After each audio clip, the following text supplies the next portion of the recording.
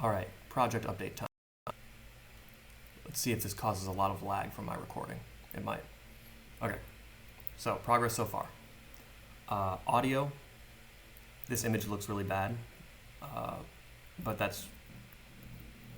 don't pay attention to that. This is from previous work. I just need to re-render this at higher resolution.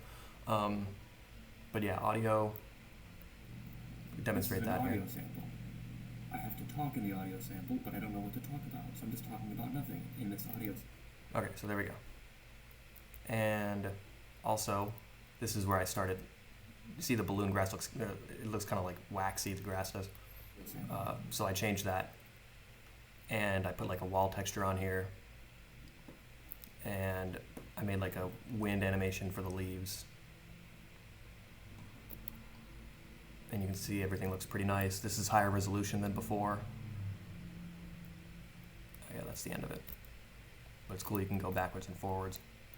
And I got this like HDRI background. I don't even know what that stands for, but I know it just means that you can have like a background that shows, because over back here I don't have a background showing. I figured out how to do that in Blender. What else? There was this issue that was causing a ton of lag that I could only find because I used a specific Chrome extension. It's called spector.js. I'm going to exit out of that for now and show you what spector.js is. This was really useful because what it lets you do is